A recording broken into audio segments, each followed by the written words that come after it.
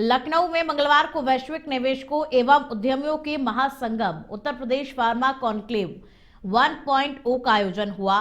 कार्यक्रम होटल ताज में आयोजित किया गया और इसमें मुख्यमंत्री योगी आदित्यनाथ और डिप्टी सीएम ब्रजेश पाठक भी शामिल हुए। इस मौके पर राज्य सरकार के साथ 11 कंपनियों ने एमओयू किया है।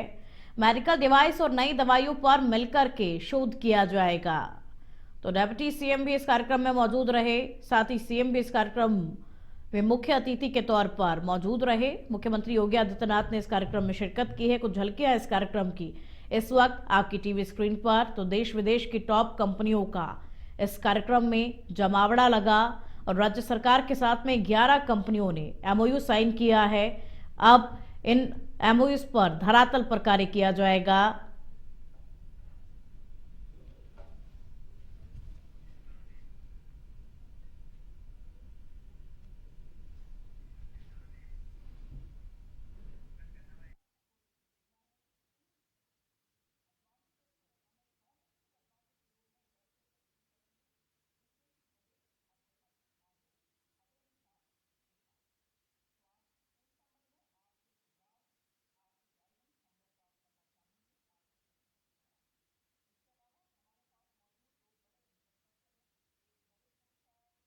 हम आभारी हैं आदरणीय प्रधानमंत्री जी के और यूएस के प्रेसिडेंट डोनाल्ड ट्रंप जी का, जिन्होंने कल टैरिफ में रोल बैक करते हुए फिर से भारत के टैरिफ को कम किया है और भारत को एक विश्वसनीय सहयोगी के रूप में माना है।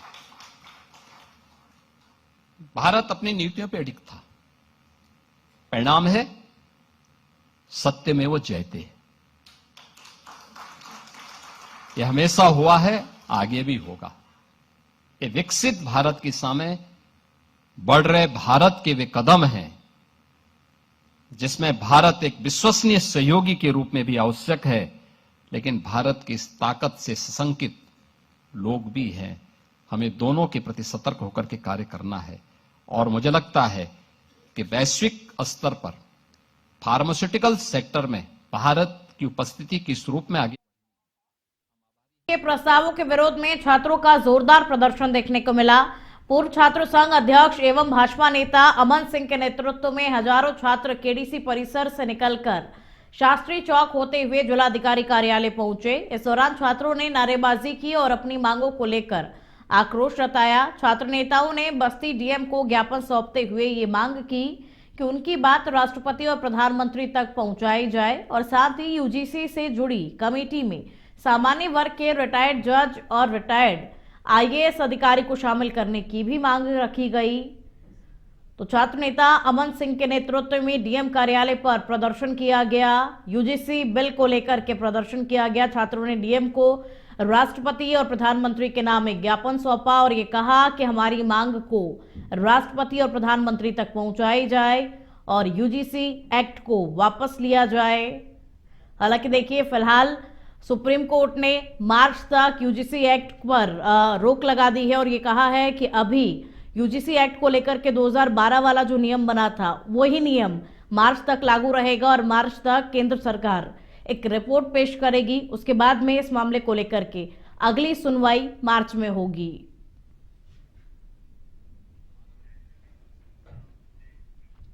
मथुरा के नौ झील थाना क्षेत्र स्थित एक सरकारी विद्यालय में धार्मिक गतिविधियों से जुड़ा मामला तूल पकड़ता जा रहा है। स्कूल के प्रधानाध्यापक पर छात्रों से स्कूल परिसर में नमाज पढ़वाने और मजहबी प्रचार करने के गंभीर आरोप लगाए गए हैं। प्राथमिक जांच के आधार पर बेसिक शिक्षा अधिकारी रतन कीर्ति ने प्रधानाध्यापक जान मोहम्मद को तत्काल प्रभाव से निलंबित कर दिया है। आरोप है कि बच्चों का ब्रेन वॉश किया जा रहा था और विद्यालय में राष्ट्रगान भी नहीं कराया जाता था।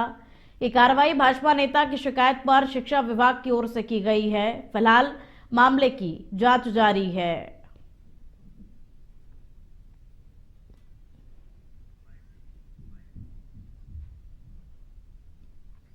ये पूरा मामला आया था।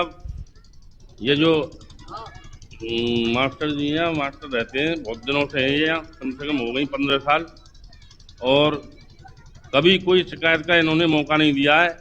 या सुबह ये बच्चों से जो प्रार्थना है वो बुलवाते हैं। आप माइक में बोलते हैं पहले, फिर बच्चे बोलते हैं पीछे से। ना आज तक इन्होंने कभी ये कह रहे हैं कि साहब नमाज पढ़ाते हैं, या ये बच्चे तो हिंदुओं के ही पढ़ रहे हैं इसमें। अगर कोई बच्चा नमाज की कहता किसी से, जैसे गार्जियन से मुझसे कहता मेरा बच्चा, मेरे भी बच्चे पढ़ रहे हैं इसमें। अब कार्रवाई हो गई, इसे कार्रवाई की है साहब, ना तो कोई जांच की है, डायरेक्ट कार्रवाई कोई भी कर सकता है। सीतापुर में डायल 112 सेवा को और अधिक सशक्त बनाने के उद्देश्य से आज एक अहम कार्यक्रम आयोजित किया गया, जहां नई मोटरसाइकिलों को विधिवत पूजन के बाद में रवाना किया गया। पुलिस अधीक्षक सीतापुर अंकुर अग्रवाल द्वारा डायल 112 में प्राप्त 10 नई मोटरसाइकिलों का विधिवत पूजन किया गया। पूजन के उपरांत पुलिस अधीक्षक ने हरी झंडी दिखाकर सभी मोटरसाइकिलों को रवाना किया। इन नई बाइकों के शामिल होने से जिले में डायल 112 की त्वरित रिस्पांस व्यवस्था और भी मजबूत होगी और पुलिस अधिकारियों का कहना है कि मोटरसाइकिलों के माध्यम से संकरी गलियों, भीड़भाड़ वाले इलाकों और ग्रामीण क्षेत्रों में भी पुलिस अब तेजी से पहुंच सकेगी। और इस अवसर पर पुलिस अधीक्षक ने कहा कि आम जनता की सुरक्षा और त्वरित सहायता पुलिस की सर्वोच्च प्राथमिकता है। नई मोटरसाइकिलों की तैनाती से जिले में कानून व्यवस्था और आपात सेवाओं को और मजबूती मिलने की उम्मीद है।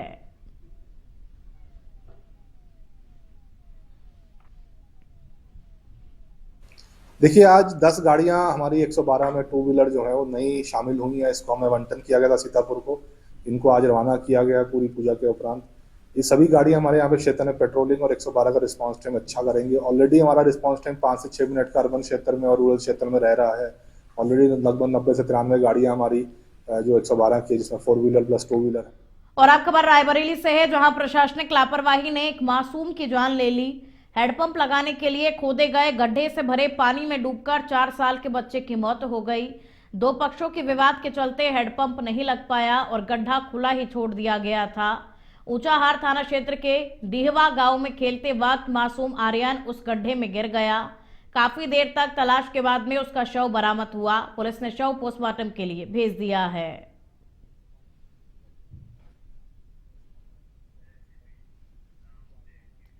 झांसी के मौरानीपुर थाना क्षेत्र में उस वक्त हड़कंप मच गया जब एक नाले में नवजात शिशु का भ्रूण मिलने की सूचना सामने आई। घटना की खबर फैलते ही बड़ी संख्या में स्थानीय लोग मौके पर जमा हो गए और लोगों में इस बात को लेकर के आक्रोश देखा गया।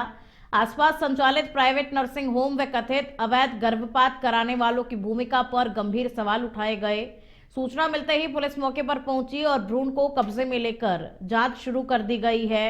फिलहाल पुलिस पूरे मामले की गहराई से छानबीन कर रही है।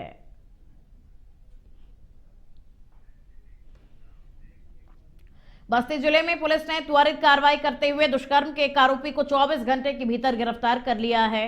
एसपी अभिनंदन के निर्देश पर यह कार्रवाई की गई। थाना कलवारी के प्रभारी निरीक्षक गजेंद्र प्रताप सिंह के नेतृत्व में पुलिस टीम ने अभियुक्त हदीश को उसके घर ग्राम बेइली से गिरफ्तार किया है। आरोपी के खिलाफ गंभीर धाराओं में मुकदमा दर्ज किया गया है।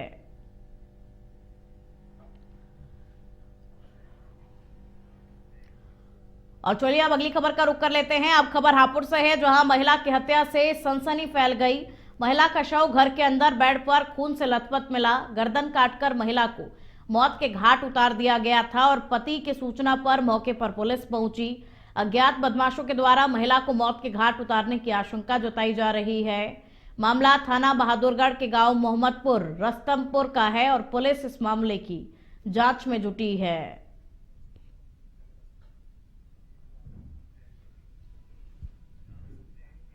श्रावस्ती के बिनगा कोतवाली क्षेत्र में दहाना बाजार में अज्ञात कारणों से भीषण आग लग गई, जिससे 3 दुकानें क्षतिग्रस्त हो गई और लाखों रुपए का नुकसान होने का अनुमान है। आग लगने से आसपास के इलाके में अफरा तफरी मच गई और सूचना मिलने के बाद में मौके पर दमकल की टीम पहुंची और कड़ी मशक्कत के बाद में आग पर काबू पाया गया। प्रारंभिक जांच में शॉर्ट सर्किट से आग लगने की संभावना जताई जा रही है।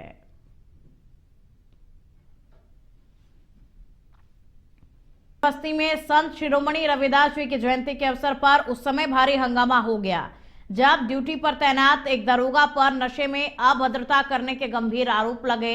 ग्रामीण हर वर्ष की तरह शोभा यात्रा निकालते हुए नाचते गाते मंदिर की ओर जा रहे थे और आरोप है कि रास्ते में कुछ युवकों ने शोभा यात्रा में शामिल महिलाओं से अभद्रता की और मंदिर से लौटते समय मनबढ़ों ने ग्रामीणों पर हमला कर दिया। मारपीट की शिकायत करने पर पहुंचे घायल युवकों से दरोगा ने कथित तौर पर बदसलूकी की और गाली गलौज भी की। ग्रामीणों का कहना है कि पूरी घटना का वीडियो उनके पास में मौजूद है और ये पूरा मामला नगर थाना क्षेत्र का बताया जा रहा है।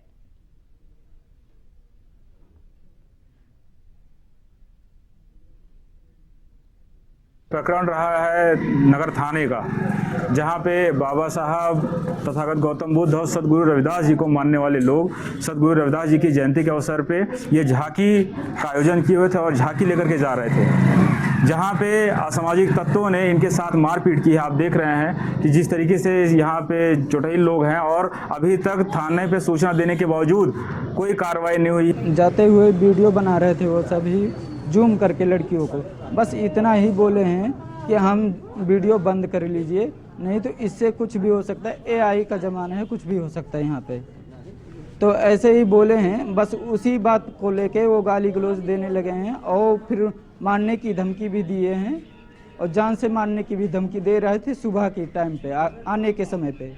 गाली तो 3 लोग हमें दे रहे थे, दरोगा महोदय थे और 2 सिपाही थे। उनका नाम नहीं जानते, वो जैकेट पहन रखे थे ऊपर से, इसलिए नाम नहीं जान पाए उनका हम।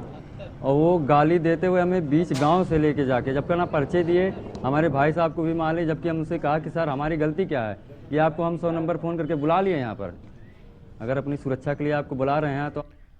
और अब खबर रायबरेली से है। केंद्रीय बजट के बाद पान मसाला, गुटखा, तंबाकू और सिगरेट के महंगे होने की चर्चाओं के बीच में अब कालाबाजारी तेज होती हुई नजर आ रही है। बाजार में अभी पुराने रेट का माल मौजूद होने के बावजूद बड़े व्यापारियों के द्वारा उसे डंप कर ऊंचे दामों पर बेचने की तैयारी की जा रही है। इसका असर छोटे दुकानदारों पर पड़ रहा है, जिन्हें मजबूरी में महंगे दाम पर सामान खरीदना पड़ रहा है और MRP से अधिक बेचने को मजबूर हैं। वहीं ग्राहक अधिक दाम देने से इनकार कर रहे हैं और मिल एरिया थाना क्षेत्र में इसी बात को लेकर के विवाद भी हुआ, जो कि मारपीट में बदल गया। पुलिस ने 4 लोगों को पूछताछ के लिए हिरासत में लिया है।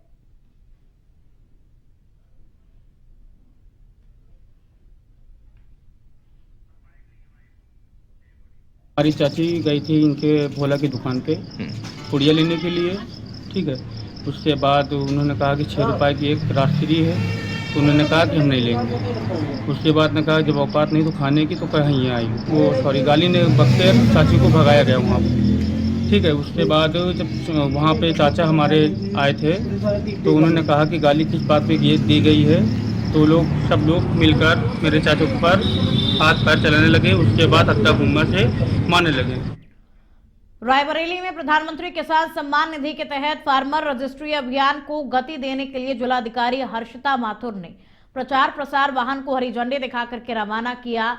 जिले में कुल 5,43,325 किसानों की रजिस्ट्री करनी थी, जिनमें से 62,534 किसान विभिन्न कारणों से अपात्र पाए गए। अभियान का लक्ष्य 4,80,791 किसानों की रजिस्ट्री था, जिनमें अब तक 3,13,389 किसानों ने फार्मर रजिस्ट्री कराई है और शेष 1,67,412 किसानों को रजिस्ट्री कराने के लिए जिलाधिकारी ने 18 प्रचार वाहनों को सक्रिय किया है, ताकि सभी योग्य किसानों को योजना का लाभ मिल सके।